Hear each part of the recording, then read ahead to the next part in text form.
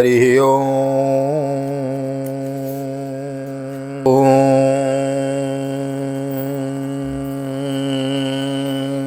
जय श्री राधे, जय श्री कृष्ण। आप सभी को एक बार पुनः आप सभी का बहुत बहुत स्वागत है आप ही के यूट्यूब चैनल VKVPS परिवार श्रीधाम वृंदावन। मैं राधेश्याम वशिष्ठ आप सभी का बहुत बहुत स्वागत करता हूँ।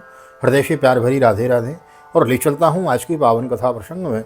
एक निवेदन करना अवश्य चाहूँगा। VKVPS परिवार विश्व कल्याण भागवत प्रचार संघ ये बहुत पुरानी एक कम्युनिटी है। हिमाचल प्रदेश में, पंजाब और जम्मू कश्मीर में काफ़ी लोग जुड़े हुए हैं इससे। कोरोना काल से कुछ ऐसा विघटन जैसा आया कि फिर 2019 के बाद फिर ऐसा कोई आयोजन न हो पाया कि हम सब लोग मिल सकें। और ऐसा फिर मन में एक विचार यह भी था कि श्रीमद् भागवत की बृहद भागीरथी की कथा करनी है, इसका हम रिकॉर्ड करके रखना है। इसको ग्रंथ हैं, यह निधि है, अमूल्य निधि है। यह फिजिकल रूप में है, अब डिजिटल रूप में आ गई हमारे पास में। जब चाहो मन करे भाई दसम स्कंद के 24वें अध्याय की कथा श्रवण करनी है तो जाओ महाराज यूट्यूब पे और खोरो लाइब्रेरी में और जाके निकाल लो और सुन लो। जो एक एक श्लोक 18,000 श्लोक, इसका अक्षरांश जैसा अर्थ व्यास जी ने कहा, गणपति जी ने लिखा और श्रीमद् भागवत गीता प्रेस गोरखपुर ने जैसा इसको प्रिंट किया है, जैसा मुद्रित किया है, वही आपके सामने यथारूप प्रस्तुत करने का प्रयास कर रहा हूँ ताकि हमारा जो परिवार है, जो संघ है, जो प्रेम है वह बना रहे। हाँ, हम शारीरिक रूप से, फिजिकल रूप से नहीं मिल पा रहे, कोई बात नहीं, डिजिटल रूप से हम जुड़े हुए हैं, बहुत अच्छी बात है। 5,000 से ऊपर का हमारे परिवार हो गया है। VKVPS परिवार के फैमिली के सदस्य बनने के लिए आपको हृदय से प्यार भरी राधे राधे, बहुत बहुत धन्यवाद। आप सभी धन्यवाद के पात्र हैं। इसी प्रकार इस परिवार को और बढ़ाइए। देखो, भागवत की मूल पाठ हम श्रवण कर रहे हैं, 18,000 श्लोकों का अक्षरांश, उनका अर्थ हम श्रवण कर रहे हैं। यह अमूल्य निधि है। आपको जब समय मिले, खाते पीते, सोते, उठते बैठते सुनिए, बुजुर्गों को सुनाइए, बालकों को सुनाइए, अपने सगे संबंधियों को जिनको आप अपना मानते हैं उनको शेयर कीजिए, अधिक से अधिक स्प्रेड कीजिए, बिखेरिए। यह भगवान की सुगंध है, यह भगवान की भक्ति की सुगंध है। मैं मूल सुना रहा हूँ इसलिए कुछ इसमें ऐड नहीं कर रहा हूँ। कीर्तन भी वही करता हूँ जो श्रीमद् भागवत का मूल कीर्तन है। फिर आगे यह, अब देखो दसम स्कंद चल रहा है, फिर एकादश और द्वादश पूर्ण हो जाएगी यह जो आवृत्ति है। इसके बाद हम फिर पुनः एक आवृत्ति करेंगे भागवत की और उस आवृत्ति में हम कुछ ऐड करेंगे। यह यथारूप है। फिर उसमें हम थोड़ा सा प्रसंग के हिसाब से उसमें भजन ऐड करेंगे, शवैया चौपाई, कुछ उदाहरण, हाँ कुछ ऐसे उनको प्लस करके फिर आपको दूसरी जो आवृत्ति होगी उसको करेंगे। यह मूलवती आवश्यक थी, इसका मन में विचार था। साप्ताहिक कथा तो बहुत सुनते हैं, मनोरंजन का माध्यम मात्र रह गई हैं, लेकिन मनोमंथन के लिए यह मन का जो एक संकल्प था वह पूर्ण हो रहा है। आप सभी का बहुत बहुत सहयोग मिल रहा है, आप सभी धन्यवाद के पात्र हैं। सर्वे भवन्तु सुखिनः, सर्वे सन्तु निरामयो, सर्वे भद्राणि पश्यन्तु मा कश्चित् दुःख भाग् भवेत्। सभी का कल्याण होवे सखी, सभी के जीवन में शुभ शुभ कार्य होवे, किसी के जीवन में मा कश्चित् दुःख भाग् भवेत्, कोई किसी प्रकार का दुख कष्ट न आवे, ऐसी मेरी प्रार्थना भागवत भगवान के चरणों में। और आप सभी से बस एक बार पुनः कहना चाहूँगा, नए आए हैं चैनल के ऊपर या केवल कथा श्रवण के लिए आते हैं, प्लीज़ चैनल को सब्सक्राइब कर लीजिए, लाइक कर दीजिए वीडियो को, थोड़ा अप्रिसिएट मिलता है, अच्छा लगता है। कुछ और करने की मन में जागृति होती है, कुछ और आपको दिया जाए, कुछ और अच्छा सुनाया जाए। अभी गत लास्ट वीक में घर में शादी थी, घर में बच्चे की विवाह पाणी ग्रहण संस्कार, उसकी भी आपको छोटी छोटी क्लिप में आपको देता रहा हूँ, तो वो भी अधिक से अधिक शेयर करें। भागवत की कथा आप अवश्य श्रवण करें, एकादशी की कथा भी मैं आपको देता हूँ। ज़्यादा ना कहते हुए ले चलता हूँ आज की पावन कथा प्रसंग में। करते हैं गोविंद नाम संकीर्तन, मेरे साथ गुनगुनाइए। श्री कृष्ण गोविंद हरे मुरारी, हे नाथ नारायण वासुदेव। श्री कृष्ण गोविंद हरे मुरारी, हे नाथ नारायण वासुदेव, हे नाथ नारायण वासुदेव, हे नाथ नारायण वासुदेव। श्री कृष्ण गोविंद हरे मुरारी, हे नाथ नारायण वासुदेव।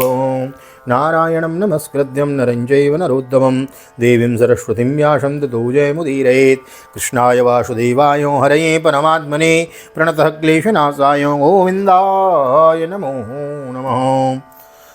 ओम नमो भगवते वासुदेवाय। श्रीमद्भागवत महापुराणं दशमस्कन्धः पूर्वार्धः अथाष्टाविंशोऽध्यायः। श्रीशुक उवाच एकादश्यां निराहाराशमभ्यर्च्य जनार्दनो नन्द स्नातुं नन्दस्तु कालिन्द्या द्वादश्यां जलमाविशत् तं गृहीत्वा नयद्भृत्यो वरुणस्यासुरोऽन्तिकम् अविज्ञायासुरीं वेलां प्रविष्टं मुदकं निशि। श्री सुखदेव जी कहते हैं, परीक्षित, नंद बाबा ने कार्तिक शुक्ल एकादशी का उपवास किया और भगवान की पूजा की तथा उसी दिन रात में द्वादशी लगने पर स्नान करने के लिए यमुना जल में प्रवेश किया है। बोलो यमुना मैया की जय। नंद बाबा को यह मालूम नहीं था कि यह असुरों की वेला है, इसलिए वे रात के समय ही यमुना जल में घुस गए और उस समय वरुण के एक असुर ने उन्हें पकड़ लिया और वह अपने स्वामी के पास ले गया। मध्य रात्रि में किसी कुएं, तालाब, बावड़े, मैंने साप्ताहिक कथाओं में आपको बहुत बताया है, उसमें प्रवेश नहीं करना चाहिए, क्योंकि रात्रि में जल के देव सोए हुए तो होते हैं। वरुण देव चकुरुस्तुम पश्यन्तः कृष्ण रामेति गोपकाः भगवान् सदुपसृत्य पितरं वरुणाहृतं तदन्तिकं गतो राजन् स्वनामा भयदो विभुं प्राप्तं वीक्ष्य ऋषिकेशं लोकपालाश पर्ययो महत्या पूजयित्वा तद्दर्शन महोत्सव। पकड़ नंद बाबा के खो जाने से ब्रज के सारे गोप, श्री कृष्ण अब तुम ही अपने पिता को ला सकते हो। ब्रज के सारे गोप भगवान कृष्ण के पास में गए और बोले, कन्हैया तुम्हारे बाबा तो यमुना में प्रवेश कर गए, अब तुम ही अपने पिता को ला सकते हो। बलराम अब तुम्हारा ही भरोसा है। इस प्रकार कहते हुए रोने पीटने लगे। भगवान श्री कृष्ण सर्वशक्तिमान हैं एवं सदा से ही अपने भक्तों का वह भगाते आए हैं। जब उन्होंने ब्रजवासियों का रोना पीटना सुना और यह जाना कि पिताजी को वरुण का कोई सेवक ले गया है, तो वे वरुण जी के पास में गए हैं। प्राप्तम वीक्ष ऋषिकेशं लोकपाल शपर्ययो महत्या पूजयित्वा तद्दर्शन महोत्सव। जब लोकपाल वरुण ने देखा कि समस्त जगत के अतरिंद्रिय और बहिरिंद्रियों के प्रवर्तक भगवान श्री कृष्ण स्वयं ही उनके यहाँ पधारे हैं, तब उन्होंने उनकी बहुत बड़ी पूजा की। भगवान के दर्शन से उनका रोम रोम आनंद से खिल उठा। इसके बाद उन्होंने भगवान से निवेदन किया। वरुण उवाच अद्य मे निवृत्तो देहो देवार्थो दिगत प्रभो त्वत्पादभाजो भगवन्न वापो पारमध्वनो। वरुण जी ने कहा, प्रभो आज मेरा शरीर धारण करना सफल हुआ। आज मुझे संपूर्ण पुरुषार्थ प्राप्त हो गया, क्योंकि आज मुझे आपके चरणों की सेवा के शुभ अवसर प्राप्त हुआ है। भगवान जिन्हें भी आपके चरण कमलों की सेवा का शुभ अवसर मिला है, भवसागर से पार हो गया है। नमस्तुभ्यं भगवते ब्रह्मणे परमात्मने न यत्र श्रूयते माया लोक सृष्टि विकल्पनो अजानतो मामकेन मूढ़े न कार्यवेदिनो आनीतोऽयं तव पिता तद्भवान् क्षन्तुमर्हति। आप भक्तों के भगवान, वेदंतियों के ब्रह्मा और योगियों के परमात्मा हैं। आपके स्वरूप में विभिन्न लोक सृष्टियों की कल्पना करने वाली माया नहीं है, ऐसा श्रुति कहती हैं। मैं आपको नमस्कार करता हूँ। प्रभु मेरा यह सेवक बड़ा मूढ़ और अनजान है, वह अपने कर्तव्य को भी नहीं जानता। वही आपके पिताजी को ले आया है, आप कृपा करके उसका अपराध क्षमा कीजिए। ममाप्यन्युग्रहं कृष्ण कर्तुमर्हस्य शेषदृक् गोविंदो नीयतामेषो पिता ते पितृवत्सलः। गोविंद मैं जानता हूँ कि आप अपने पिता के प्रति बड़ा प्रेम भाव रखते हैं। ये आपके पिता हैं, इन्हें आप ले जाइए। परंतु भगवान आप सबके अंतर्यामी, सबके साक्षी हैं, इसलिए विश्व विमोहन श्री कृष्ण आप मुझ दास पर भी कृपा कीजिए। श्री सुक उवाच एवं प्रसादिता कृष्णो भगवान ईश्वरेश्वरः आदायागात् स्वपितरं बंधूनां चावहन मुदम। श्री सुखदेव जी कहते हैं, परीक्षित, भगवान श्री कृष्ण ब्रह्मा आदि ईश्वरों के भी ईश्वर हैं। लोकपाल वरुण ने इस प्रकार उनकी स्तुति करके उन्हें प्रसन्न किया। इसके बाद भगवान अपने पिता नंद जी को लेकर ब्रज में चले आए और ब्रजवासी भाई बंधुओं को आनंदित किया है। नंद स्तुतीन्द्रियं दृष्ट्वा लोकपाल महोदयं कृष्णे चोसन्नितिं तेषां ज्ञातिभ्यो विस्मितो ब्रवीत् ते त्वोत्सुक्यो धियो राजन् मत्वा सौ गोपस्तमीश्वरम् अपि न स्वगतिं सूक्ष्मामुपाधास्यततीश्वरः। नंद बाबा ने वरुण लोक में लोकपाल के इंद्रियातीत ऐश्वर्य और सुख संपत्ति को देखा तथा यह भी देखा कि वहाँ के निवासी उनके पुत्र श्री कृष्ण के चरणों में झुक झुक कर प्रणाम कर रहे हैं। उन्हें बड़ा विस्मय हुआ। उन्होंने ब्रज में आकर अपने जाति भाइयों को सब बातें कह सुनाई। ते तोत्सुक्य धियो राजन् मत्वा गोपास्तमीश्वरम अपि न स्वगतिम सूक्ष्मम उपाधास्यादीश्वरो। परीक्षित भगवान के प्रेमी गोप यह सुनकर ऐसा समझने लगे कि अरे ये तो स्वयं भगवान हैं। अब उन्होंने मन ही मन बड़ी उत्सुकता से विचार किया, क्या कभी जगदीश्वर भगवान श्री कृष्ण हम लोगों को भी अपना वह मायातीत स्वधाम जहाँ केवल इनके प्रेमी भक्त जाते हैं, क्या वह कभी हमें दिखलाएंगे? ऐसा ब्रजवासियों के मन में विचार हुआ, क्या ठाकुर जी हमें कभी अपना गोलोक धाम दिखलाएंगे? ऐसा सोचा गोपाल वालों ने। यतीश्वानां स भगवानो विज्ञाय अखिल दृक् स्वयं संकल्प सिद्ध ही तेषां कृपये तत् चिंतयत। भगवान तो सबके मन की बात जानते हैं। अंतर्यामी, अंतर्यामी वे जो अंतर में रहते हैं। भगवान ही तो तदश्च तदसांगुलम मो वेद कहता है। भगवान कहाँ विराजमान है? आपके हृदय में। दसंगुलम माँ, जहाँ से बोल रहे हो 10 अंगुल की दूरी पर यहाँ विराजमान है गोविंद। कहाँ? यहाँ। आप क्या सोच रहे हो, क्या चाहते हो, what you want, everything know Thakur ji वो सब जानते हैं।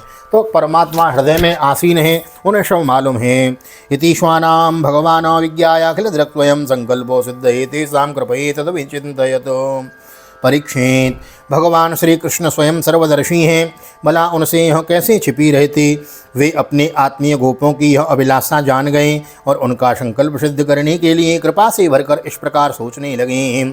जनो वे लोक एतस्मिन् विद्या काम कर्म भी उच्चावचासु गतिसु न वेद स्वाम गतिम भ्रमन्। इस संसार में जीव अज्ञानवश शरीर में आत्मबुद्धि करके भांति भांति की कामना और उनकी पूर्ति के लिए नाना प्रकार के कर्म करता है। फिर उनके फलस्वरूप देवता, मनुष्य, पशु, पक्षी आदि ऊंची नीची योनियों में भटकता फिरता है। अपनी असली गति को, आत्मस्वरूप को नहीं पहचान पाता। इंति संचिन्त्य भगवानो महाकारुणिको हरि दर्शयामास लोकम स्वं गोपानां तमस परम परम दयालु। भगवान श्री कृष्ण ने इस प्रकार सोचकर उन गोपों को मायांधकार से अतीत अपना परम धाम दिखलाया है। सत्यम ज्ञानम अनंतम यद ब्रह्मम ज्योति सनातनम यदि पश्यन्ति मुनयो मुनापाये समाहितो। जनो वे लोक एतस्मिन् विद्या काम कर्म भी उच्चावचासु गतिसु न वेद स्वां गतिं भ्रमन्।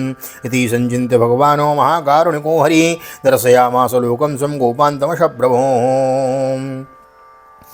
इस संसार में जीव अज्ञानवश शरीर में आत्मबुद्धि करके भांति भांति की कामना और उनकी पूर्ति के लिए नाना प्रकार के कर्म करता है। फिर उनके फलस्वरूप देवता, मनुष्य, पशु, पक्षी आदि ऊंची नीची योनियों में भटकता फिरता है। अपनी असली गति को, आत्मस्वरूप को नहीं पहचान पाता। हम अपने आत्मस्वरूप को भूल जाते हैं, फिर गोविंद हमें याद दिलाते हैं। भगवान ही चाहें तो हमें अपना स्वरूप लखा सकते हैं, गोविंद न चाहें तो आप कभी गोविंद को जान नहीं सकते। जो जान है ताहे देव जनाई, जानत तुम ही वे जाई। तो भगवान को जान जब ही सकते हैं जब भगवान जिसको जनाना चाहें। हर किसी को भगवान की बात समझ में नहीं आती। इसका मतलब वो भगवान उनको नहीं समझ में आ रहे हैं, उनकी बुद्धि वहाँ तक नहीं पहुँची है। हाँ, सत्यम ज्ञानम अनंतम यद ब्रह्म ज्योति सनातनम यद्य पश्यन्ति मुनयो गुणापाये समाहितो। भगवान ने पहले उनको ब्रह्मा का साक्षात्कार करवाया। परम दयालु फलस्वरूप देवता असली गति को, आत्मस्वरूप को नहीं पहचान पाता है। परम दयालु भगवान श्री कृष्ण इस प्रकार सोचकर उन गोपों को मायांधकार से अतीत अपना परम धाम दिखलाया। भगवान ने पहले उनको यो ब्रह्म का साक्षात्कार करवाया, जिसका स्वरूप सत्य, ज्ञान, अनंत, सनातन और ज्योतिष स्वरूप है तथा समाधि निष्ठ गुणातीत पुरुष ही जिसे देख पाते हैं। देखा लिखा है ना, जिसको समाधिष्ट गुणातीत पुरुष ही जिसे देख पाते हैं। हर किसी को भगवान समझ में नहीं आते। इसलिए प्रत्येक शास्त्र में, प्रत्येक आप गोपाल सहस्त्र नाम ले लो, उसमें अंत में आया है न दातव्यम न दातव्यम न दातव्यम नता क्वचित। जो मतलब भगवान की भक्ति का पात्र नहीं है उसको मत दीजिए। हाँ, तो यही इसमें श्लोक का यही अर्थ है। समाधिष्ट गुणातीत पुरुष ही उसे देख पाते हैं।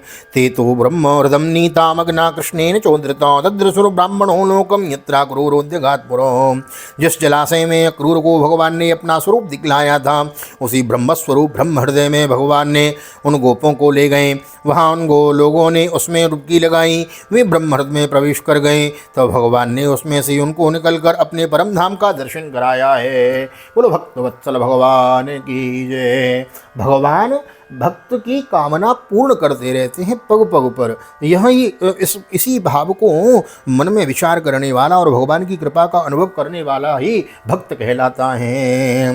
नंदादय स्तुतम दृष्ट्वा परमानंद निर्वृतो कृष्णम च तत्र शिक्ष तत्र छंदो भी स्तूयमानम सुविस्मितो। उस दिव्य भगवत स्वरूप लोक को देखकर नंद आदि को परमानंद में मग्न हो गए। वहाँ उन्होंने देखा कि सारे वेद मूर्तिमान होकर भगवान श्री कृष्ण की स्तुति कर रहे हैं। यह देखकर वे सब के सब परम विस्मित हो गए। तो श्रीमद्भागवते महापुराणे पारमहंस्यां संहितायां दशम स्कंदे पूर्वार्धे अष्टादशोऽध्यायो श्रीबालकृष्ण चरणार्पणमस्तु। अष्टाविंशोऽध्यायः श्रीबालकृष्ण चरणार्पणमस्तु। राधाकृष्ण चरणार्पणमस्तु। कृष्णाय वासुदेवाय हरये परमात्मने प्रणतक्लेशनाशाय गोविन्दाय नमो नमः। हरे कृष्ण कृष्ण कृष्ण हरे हरे, हरे रामो रामो रामो हरे हरे। राधे कृष्ण कृष्ण कृष्ण राधे राधे, राधे श्याम श्याम श्याम राधे राधे। बोल राधा गोविंद भगवान की जय। श्री निम्बार्क भगवान की जय। राधा सर्वेश्वर भगवान की जय। श्रीमद्भागवत महापुराण की जय। श्री वेद व्यास जी महाराज की जय। श्री सुखदेव जी महाराज की जय। राजा परीक्षित जी महाराज की जय। राजा रामचंद्र भगवान की जय। श्री हनुमान जी महाराज की जय। गोवर्धन नाथ की जय। यमुनी महारानी की जय। यमुनी महारानी की जय। गोवर्धन नाथ की जय। गैया मैया की जय। तुलसी मैया की जय। अपने अपने सद्गुरुदेव भगवान की जय। अपने अपने माता पिता की जय। आज की आनंद की जय। श्री राधे श्री राधे श्री राधे श्याम। जय जय राधे जय जय श्याम। सबको मिले वृंदावन धाम। ऐसी प्रार्थना मेरी ठाकुर जी के चरणों में। यहाँ तक वीडियो बनी है, वीडियो को लाइक कर दीजिए, शेयर कर दीजिए, कमेंट कर दीजिए। कमेंट में भागवत भगवान की जय लिख दीजिए। और मिलते हैं अगले अध्याय में, अथैकोनत्रिंशो अध्याय 29 चैप्टर में।